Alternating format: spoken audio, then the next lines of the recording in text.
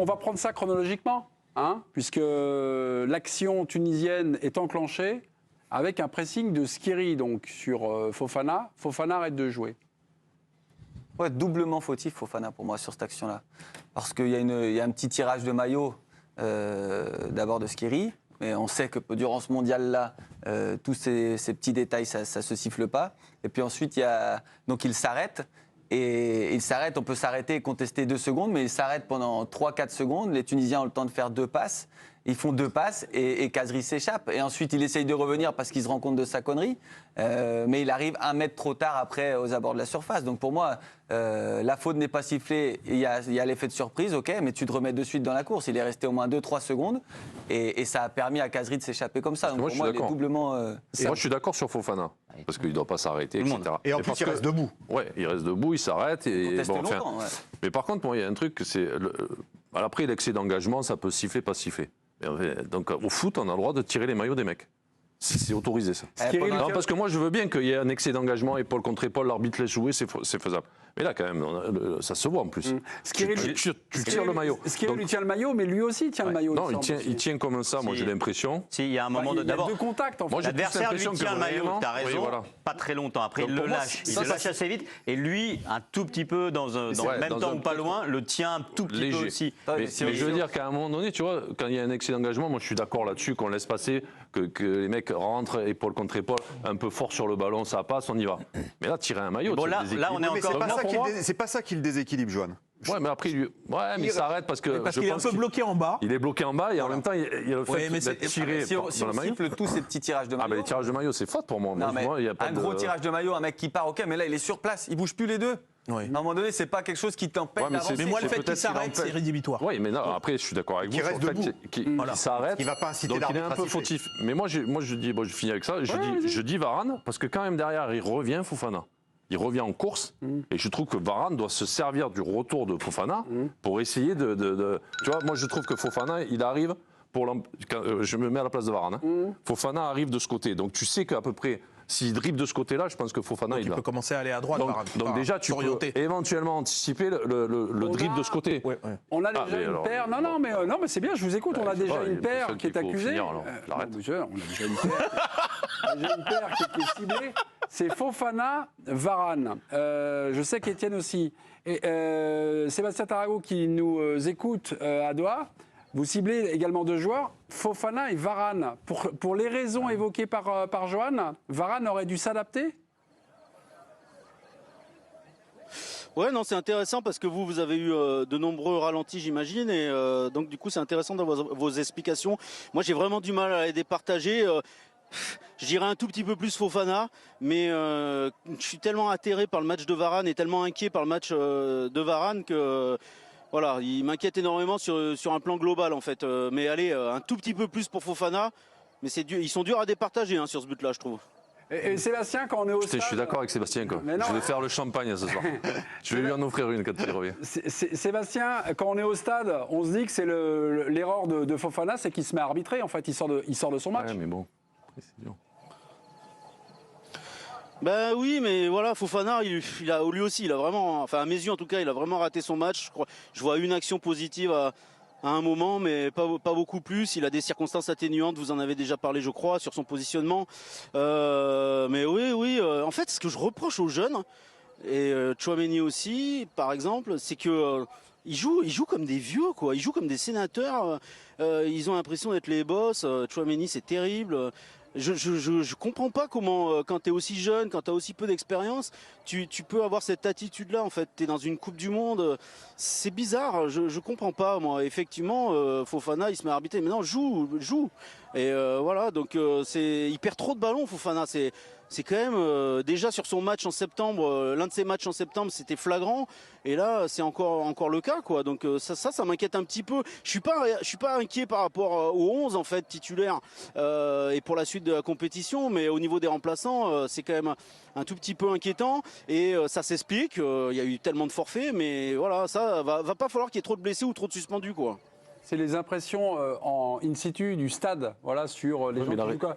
Mais il a raison, parce que nous, on a vraiment accentué sur le positionnement des joueurs, je suis d'accord. Ça ne nous a pas sauté aux yeux, nous. Non, mais si, côté sénateur, maintenant, qui nous... Non, mais après, je trouve que le positionnement, c'est un peu difficile d'attaquer un peu tout le monde, mais il a raison, Sébastien, sur aussi le comportement des mecs. Alors, t'es pas à ton positionnement, mais moi, j'ai pas trouvé des mecs qui étaient vraiment, tu vois, dans un match de Coupe du Monde, quoi. J'ai trouvé, comme il dit, un peu, ils jouaient tranquille, on verra le match d'après, quoi. Ouais. Alors après, c'est pas pareil, avec Fofana, un bémol sur Tchouaméni, parce que Tchouaméni, ce soir, il a un rôle de sénateur. C'est quand même le seul titulaire des 2 derniers matchs à être remis par Deschamps. Donc, pareil pour Varane, je trouve. Il peut se sentir en légitimité de patron, quoi. Ce qu'a commencé à dire Sébastien sur Varane, je trouvais intéressant. Moi aussi, c'est l'observation que j'ai eue. Autant sur le premier match qu'il fait, on était surpris par son intensité physique, et autant sur ce deuxième match, comme s'il y avait déjà un contre-coup. Comme ça aujourd'hui. Un contre-coup, et donc c'est vrai que ça interroge. Il a été quand même très très juste physiquement. Alors peut-être qu'il n'avait pas envie de se blesser, mais sur des matchs. Non, mais je suis d'accord avec toi, notamment sur l'action, du but. On sent bien qu'il n'a pas envie d'y aller, et que si c'est peut-être un match à élimination directe, il va aller y mettre le pied. Là, il le fait pas. Mais et puis la faculté à enchaîner, il m'a pas complètement rassuré physiquement. La faculté à enchaîner. On sait que le premier match, quand on revient de blessure, c'est Vieira qui expliquait ça, que le premier match, souvent, t'es bon. Et c'est le deuxième où il y a une sorte de contre-coup parce que ton corps a pu habituer, parce que voilà. Et il avait expliqué ça très très bien. Il a dit vous pouvez vérifier. Souvent sur les retours on est pas mal. Dans la gestion de ne pas se blesser, c'est quand même un accord avec, j'imagine, le coach et lui d'enchaîner le deuxième match. Le fait qu'il soit bien. Oui. Donc moi, de là à dire qu'il a joué sans vouloir se blesser, je suis pas d'accord. Non, mais que lui et Tchouaméni jouent ce match-là d'une façon un peu plus tranquille. Voilà, moi je peux le comprendre, mais la réflexion de Sébastien est bonne. Et c'est vrai que par exemple. Moi, j'exclus beaucoup ce soir Camavinga pour tout un tas de raisons.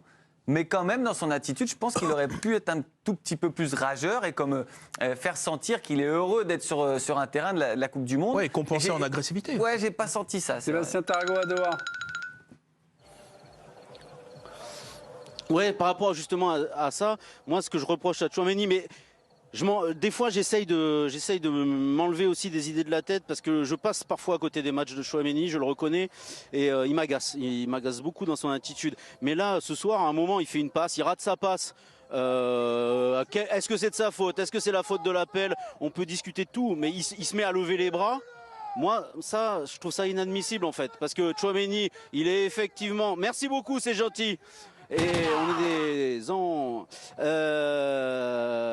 voilà, excusez-moi, je perds le fil. Et donc lui, il est installé par Didier Deschamps, mais il peut pas se comporter comme ça avec des remplaçants. Il peut pas lever la main comme ça, consterné par soi-disant le mauvais appel du partenaire. Alors je sais pas si ça vous l'avez vu à la télé, parce qu'en revanche, je pense que pour le coup, la caméra bouge. Mais moi, ça m'a agacé. Et il peut pas avoir ces attitudes-là. Sébastien, on est en train de se parler, on a la petite simulation, la modélisation du but donc marqué par Wabi Kazri.